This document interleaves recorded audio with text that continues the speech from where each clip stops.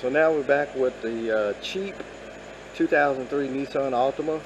Got this thing super cheap a couple months ago. It had issues like the airflow meter didn't work, kept on a code. They said that it was running hot and it might have a blow head gasket. So I end up changing the thermostats, which on the Nissan Altima it has two thermostats. You have one here and you have one down here with a lower hose at. But I had a problem with the temperature gauge not working. It didn't move at all. So what I did was went to the local junkyard, got another gauge cluster, and now you see the temperature gauge is moving. This is the old one here. I had already replaced the temp sensor.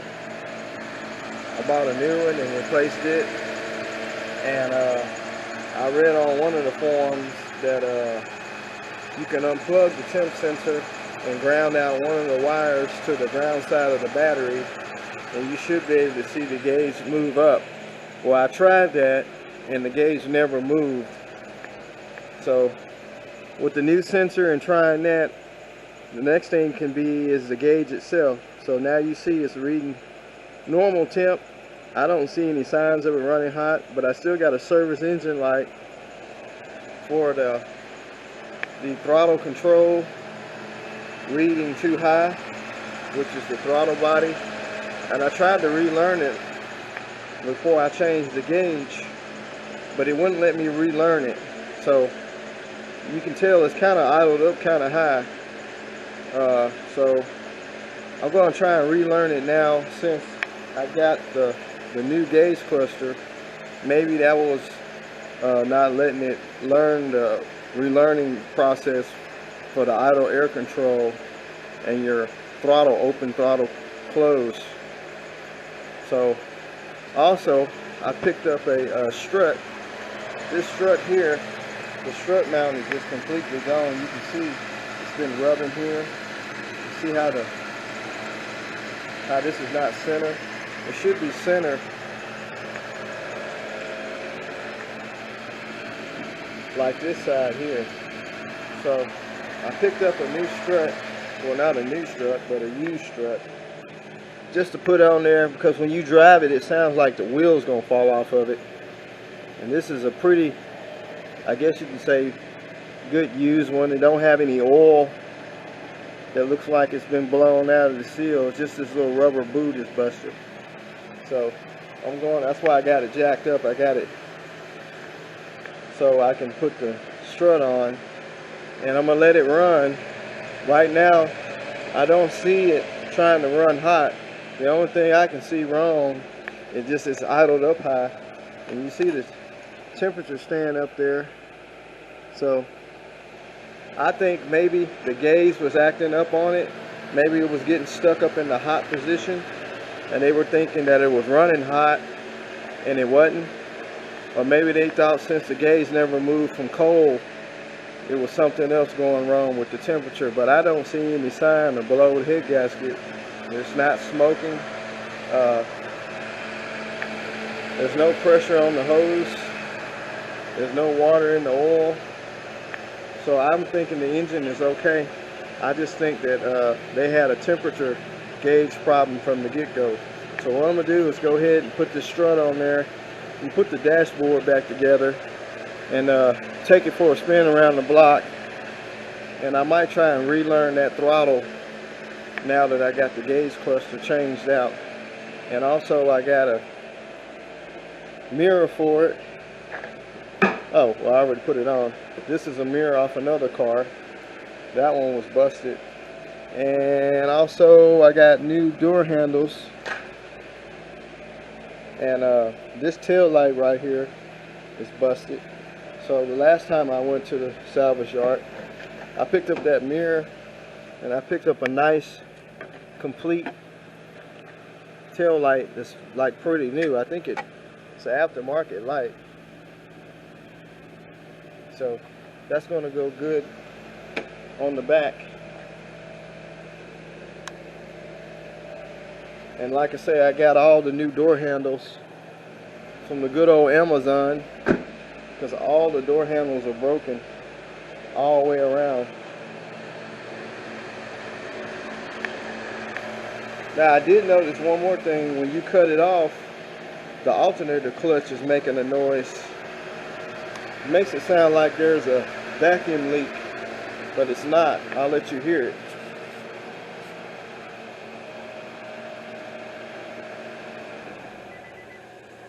Well, that noise there, that sizzling sound, that is the alternator clutch that's kicking out when you cut it off. So it's probably going to need an alternator clutch pretty soon. Other than the idling problem that it's got, the old car runs pretty good. So I'm going to go ahead and get the strut on. We're going to get the dash back together and try and relearn this throttle. So I got the old strut off, trying to determine what's wrong with it. This cap, it just kind of fell off of there. I think this is supposed to be pressed on. You can see where it's been rubbing. And it just falls right on the place. Looks like there's some broken rubber right here. See, on this one the cap won't come off. It's like it's made on there or pressed on there. But you can see where it's been, that stud's been rubbing. So I think the strut mount is just what's really wrong with this strut. It's probably still a good strut. If I wanted to, I could tear it down and just swap the strut mount.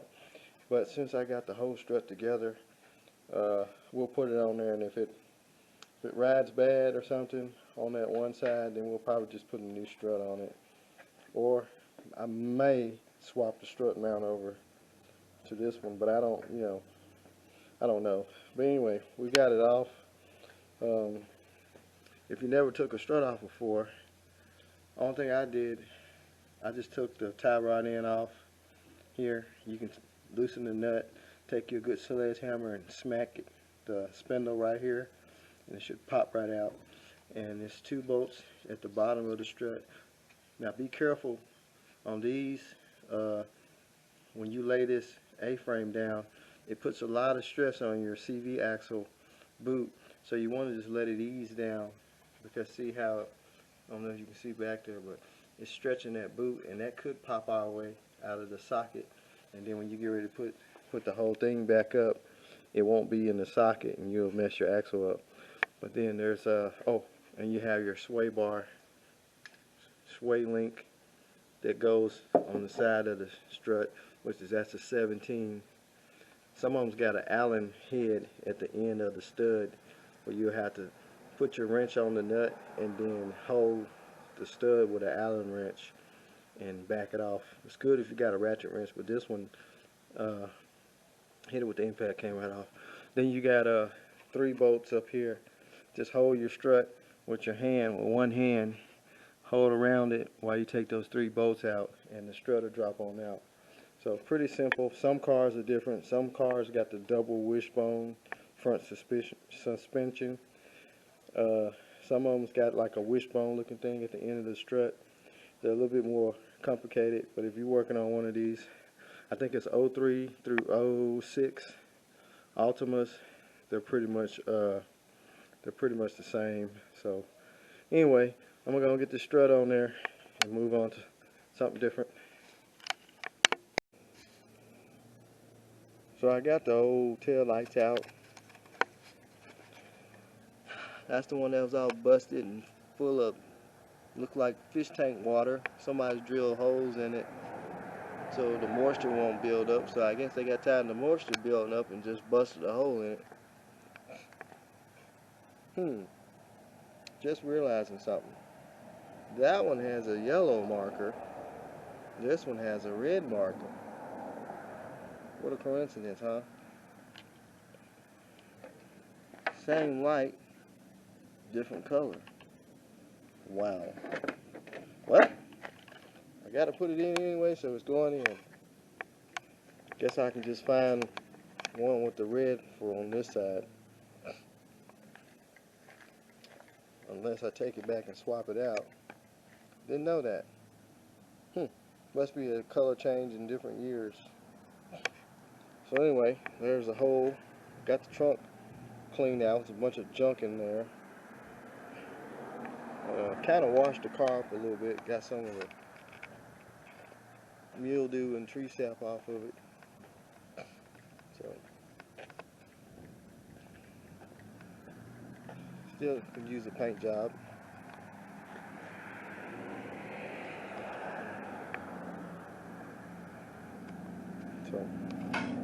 So anyway, we'll get this taillight in. We'll drive around for a little bit.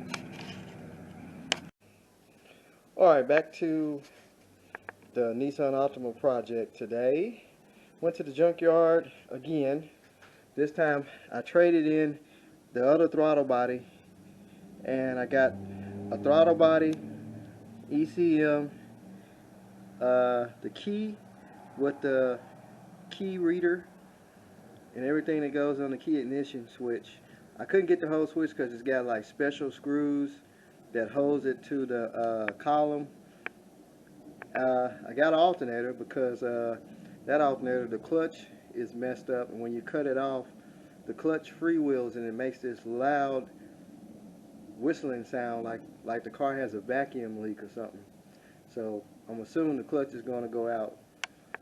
So I just went ahead and just got the whole alternator. I know you can buy the clutch by itself, but I just went ahead and got it. And I got another tail light that has the yellow marker, not the red.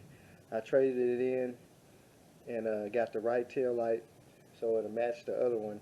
I could have left the one with the red turn signal, but I want it to have the same color. So what I'm going to try and do is I never did get the throttle to reset. I'm thinking there's something wrong with the ECU. Since I had some credit, store credit and everything, I just went ahead and got the ECU and throttle body. I'm going to try and put both of those on, and if it cranks and run right, then what I'm going to do, leave it like it is. If not, if it won't start, I might have to plug up that code key chip reader, I guess you would call it, and just plug it to the side of the switch and stick the key up next to it. I have seen people zip tie the key next to the little key reader, and just have just this part plugged up, which it has a plug, and zip tie the key to it, and just have the ignition part still hooked up on the rest of the switch. Now these little switches here was on the bottom of the key switch. They don't plug to this. It's separate, so I just grabbed them anyway. I don't know what they do, but this will be still plugged into the harness. And like I say, probably to zip tie this to here, and that would make that read, which this will be plugged to the harness, and we just leave the other ignition. So what I'm going to try and do first is try and put this ECM and throttle body on. Since they came off the same car, that ECM should be still programmed to this car. So I'm going to try that first before I go messing with the key switch. So I'm going to try that, put the tail light back in, and then we'll do the alternator later. It's not a big deal right now, but I just know the clutch is going to go out, so on the other one. So anyway, I'm going to go ahead and put this ECM in and put the throttle body back on, and see if we can get the check engine light to clear and this thing stay at a low idle. And I hope that's what it does, and we'll have that chapter closed. So anyway, here is the ECU, as you can see.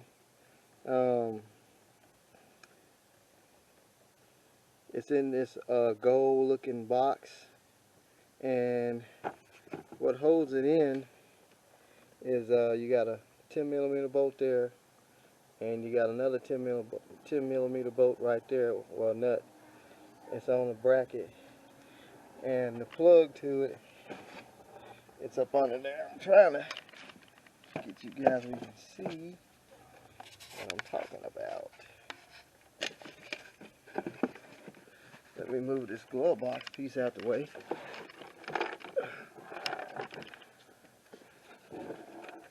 And the plug. Yeah, so much paper and stuff up under here. So anyway, there's the plug to the ECU. It's got this little flip looking thing, like a latch. What you have to do, you push in on this little prong right here. It's like a little prong, and you can unplug it. It's kind of hard to do and hold it.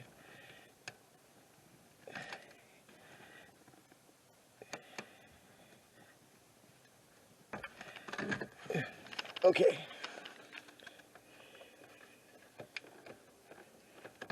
After you flip that little flipper, there's a plug right there. Like I was saying, you have to push in on that little tab and flip that little arm. And now what we're going to do is take the ECU off these two 10mm nuts, and I get it out. Hopefully we can match it up and see what that does. So I got both boxes out. My other camera died, so I had to get my other camera. So this is the original one here. It is a JA56U91E453515, and then you got your number here, your 5ZE10MO. This is the junkyard one. It's got the same number, your 5ZE1MO. It's got the big MO, then it's got the JA56U91E45. This one says 3423. Now I don't know if the N number makes it any difference, but the number up here and the number here is the same. So we might not have to change the key and key reader. I think we can just get by with just changing the ECU, since it's programmed to that other throttle body, and we should be good. So I'm gonna go ahead and throw this ECU in and plug it up, and then we'll see how she runs. So what I'm going to do, try and get you guys in here a little closer.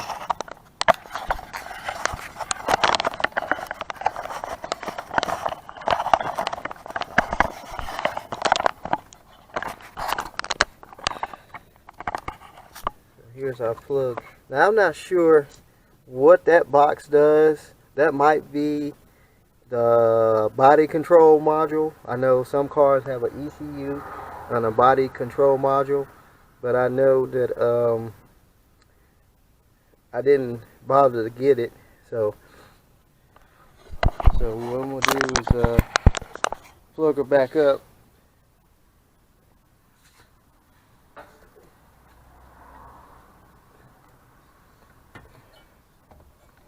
Hopefully I don't have to change that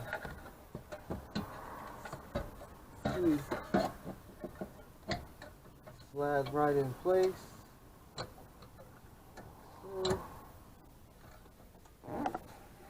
Sorry about that.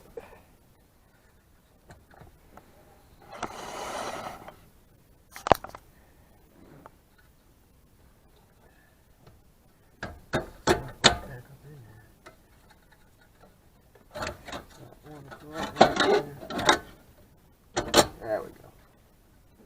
Now we plug our plug back in and take our little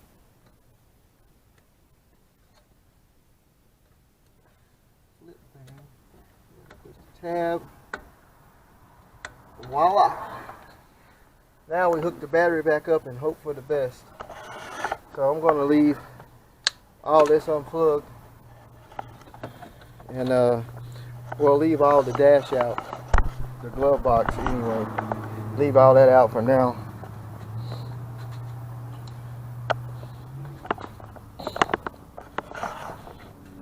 We got the throttle body on. This is our junkyard throttle body. See, it has the mark on there. So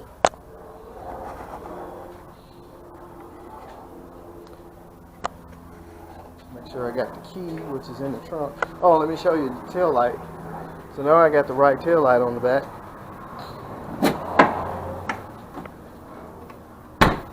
With the orange. Match the other side. So let's crank it up and see what's going on. Oh, I gotta hook the battery up.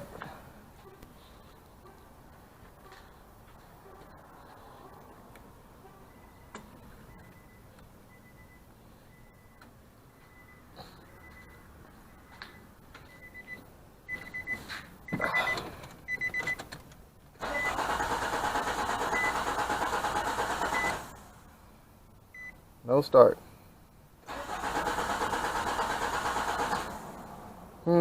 So I guess we are gonna have to change that key switch over. So we know we're gonna have to change that because that key is programmed to it. So there's no way around that. So let me get that taken apart and get that swapped out. So I got the panel off around the key switch, and I'm going to show you that code reader, or key reader, sorry. That is it right there. It's actually this thing here. You see I zip tied the key to it, and it actually just hooks around the key switch. It's got one 8mm bolt back there. It's kind of bright. One 8mm bolt right on top of it. You can see where it bolts here. So what I'm going to do is got this connector right here. I'm going to unplug it. And I'm going to plug this one in. Now I've never done this before. I've seen it done on a Ford Focus.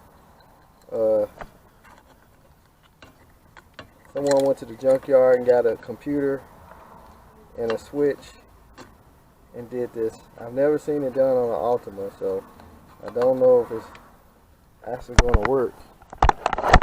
But we're going to find out. So I'm going to plug that plug up. I got the old key. So we're going to see what it comes now. Like that, hopefully.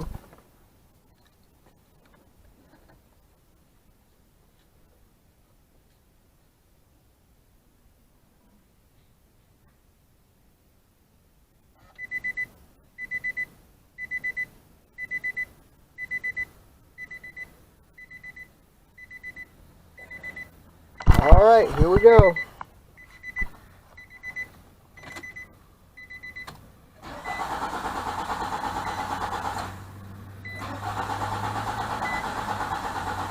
No crank.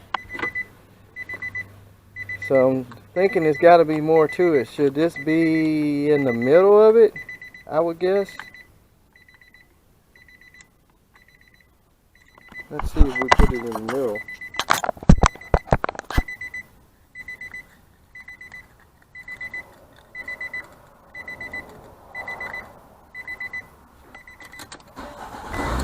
There we go.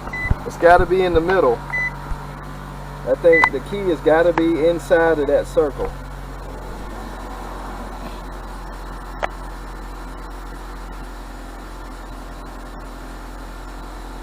Wow. Now the question is it going to idle down? Seems to be running right. So long as that key is in the middle of that circle, it will run. With it zip tied to the back side, it won't work. And you see I got the other key in the key switch. Try not to touch it.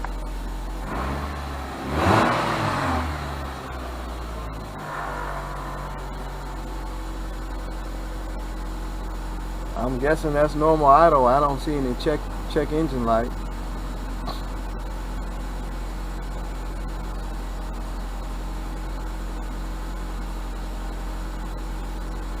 seems to run way better.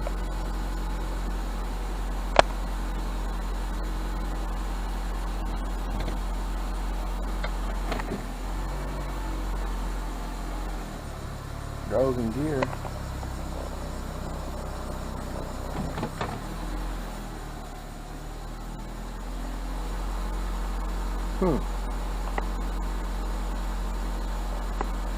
Before it would idle up, idle down, idle up, idle down. Now of course I changed the gauge cluster yesterday because of the temperature hand. So it is starting to idle down some. Like I say, that throttle body is programmed to this ECU. So what I'm going to have to do, if everything goes well, I'm going to have to just zip tie that key inside of there. Or I can go back to the junkyard and just get the rest of the switch and just put the whole switch on there.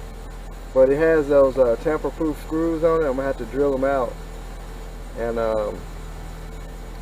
put the whole thing on there, drill this one out.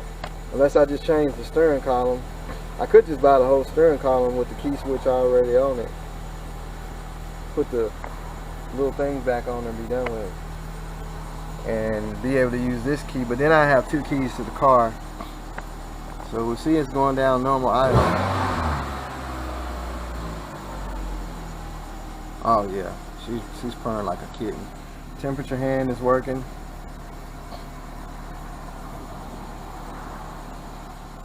So if you ever run into, I guess if you run into Altima that won't program with the gas pedal for the throttle relearn, the check engine light stays on, you tried it all, you went on the internet, you did the procedure, I would say swapping the ECU. If you get lucky enough, you can go to the junkyard and find a car that has the key still in it, and the throttle body and the ECU. Get all three. You can do just like I did. So what I'm gonna do, like I said, I'm gonna zip tie that on there and stuff it back up in there somewhere. But you see, it's went down to normal idle, which has never done that before. So if you have that much problem, you can do that.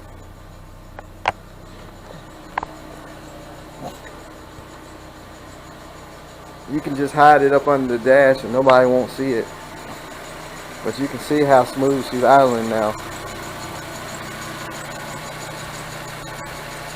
I just didn't want to waste $60 taking it to a shop and have them put it on the scan tool and say, oh, you need a throttle body.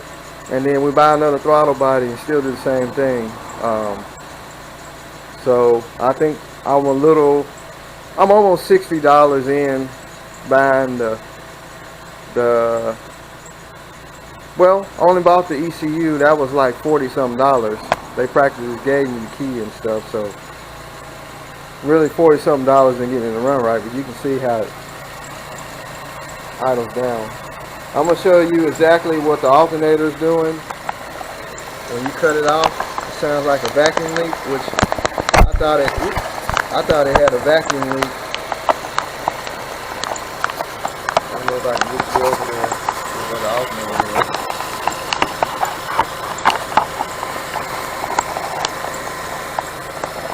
I'm going to put you down. Come on, alternator.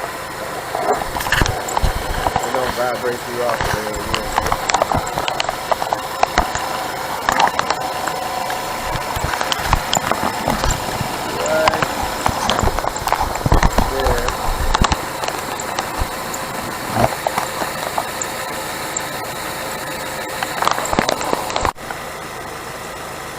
So I accidentally dropped the camera, but I'm going to cut it off so you can hear the alternator.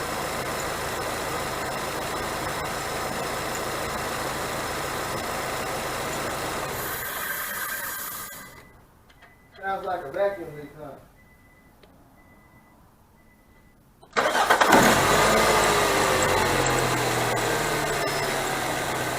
That is actually that clutch freewheeling. When you cut it off, you can see it has like some rust on the pulley. I'm going to cut it off one more time.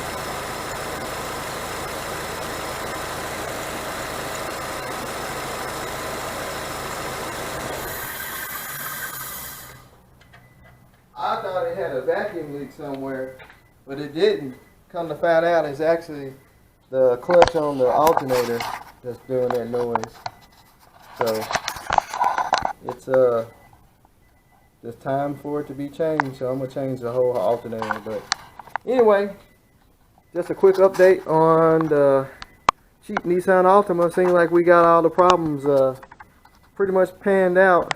So what I'm gonna do is I'm gonna get that key and stuff back up in there, put the dash back together.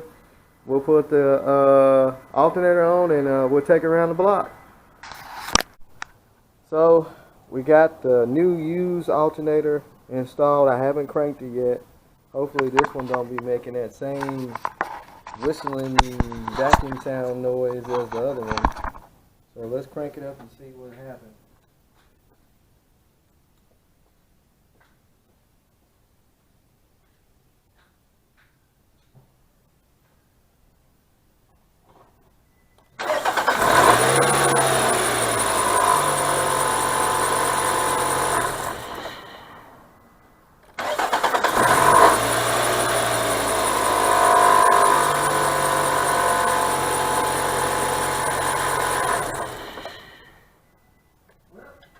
Sounds good. No more whistling.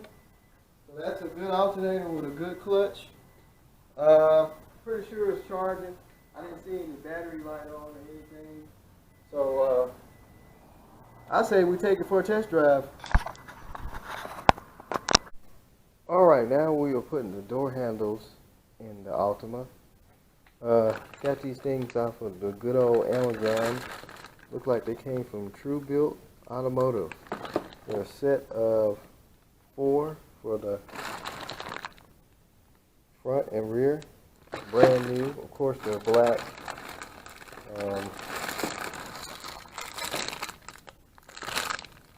And these things are a job to put in. I just finished putting the driver's side in.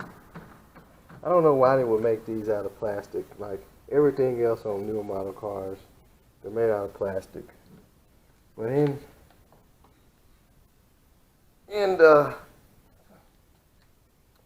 door here, you have to take this gigantic metal cover off, and I suggest that you leave your window rolled up.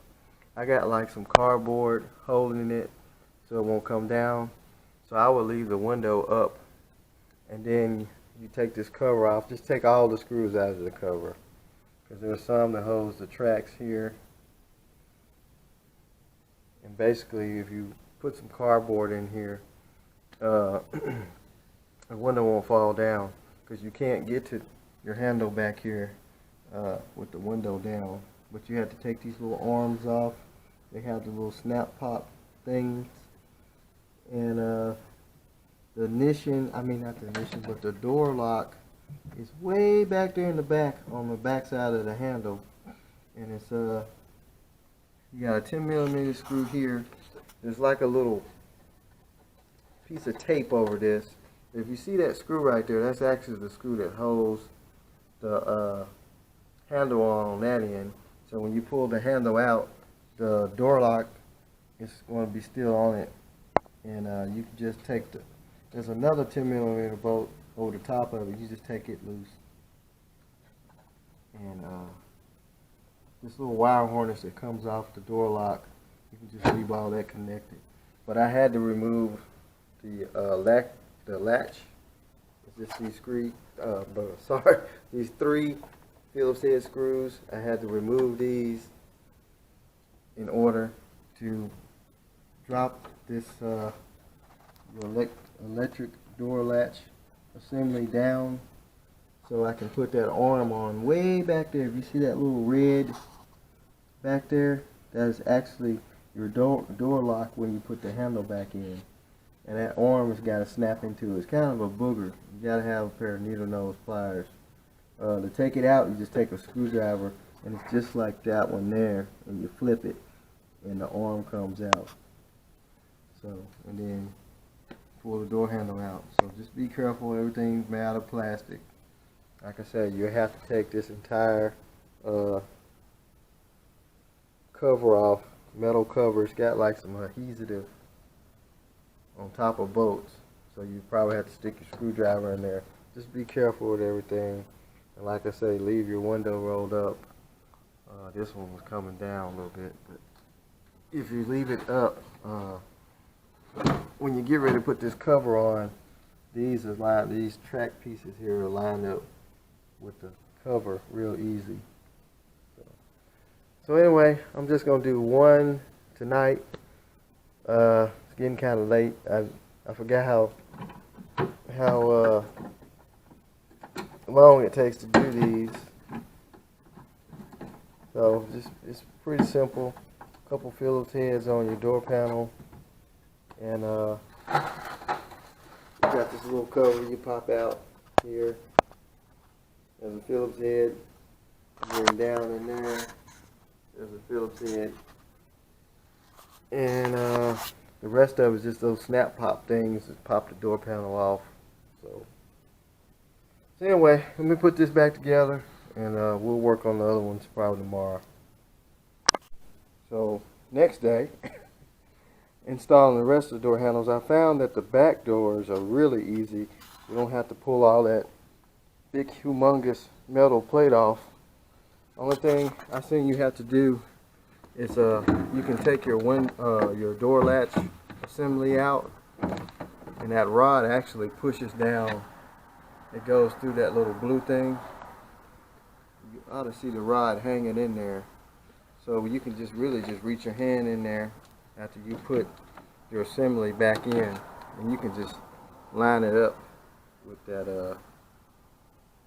hole. Or if you can get a long enough screwdriver, you can hit that little clip right there and push it off. But still, you got to move your door latch assembly to get to the bolt that's back there that holds the door handle in. Try to get on that. There's a 10mm bolt right back there. You got one there, and you got one in there, and this hole right here,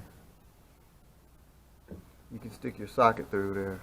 So the back ones are simple. The front ones suck. So I'm gonna go ahead and get the other two on, and this part of the project will be out the way. So we're cruising the Altima. So far everything looks good. Temperature gauge looks good. Right now no check engine light. The only light that's on is the low windshield washer fluid. So I got the spare key and key reader stuffed up under the dashboard, and I got the key secured to the inside of it so it won't fall out. And she seems to be idling smooth. Transmission shifts good. Still haven't seen any overheating issues. Put the strut on yesterday, so there's no clunking sound.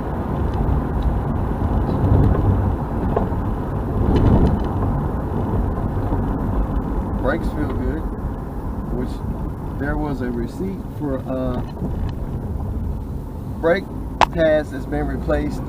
I didn't see the date, but I know there's a receipt from AutoZone that was in the glove box. I had to see what year it was. There also was a receipt for some tires being put on. But she rides real good though. $200, I mean.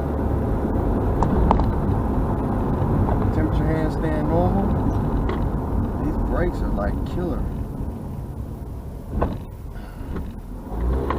It's got a little pep to it.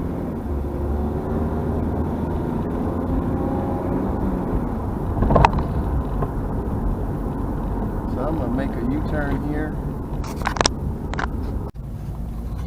Just look at the gauges. Like I said, I'm putting some windshield washer fluid in. Hopefully the bottle is not cracked and leaking. So what's the plans for the Altima? Well, it's going to my daughter, she'll be 18 this year, and she's graduating, and she's been working hard, so I'm going to give it to her. I wonder, does the radio work?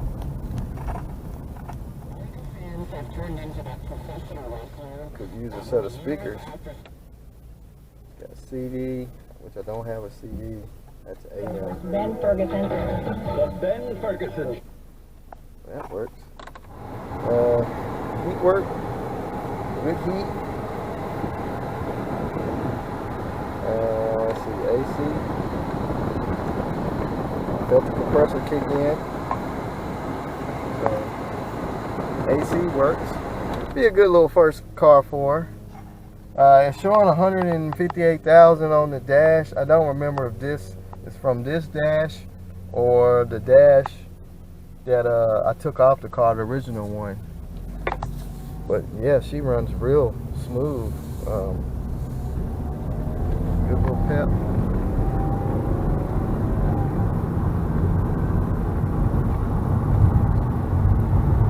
Could use some tires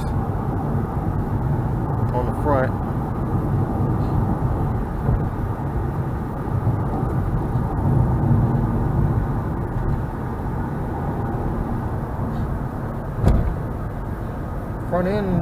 Front end feels decent. I don't feel it needing a front wheel alignment, really. I mean, it pulls a little bit, but that could be because of the tire on the passenger side. The edges of it are wore out because of the strut that was bad.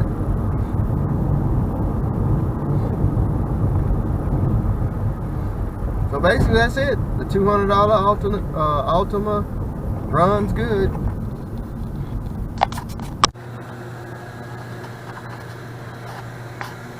Like all the lights work.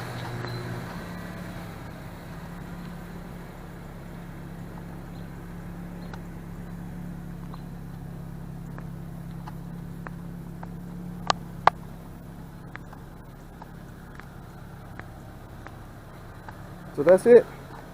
So we'll get it all detailed and cleaned up, and probably show you guys when I hand her the keys.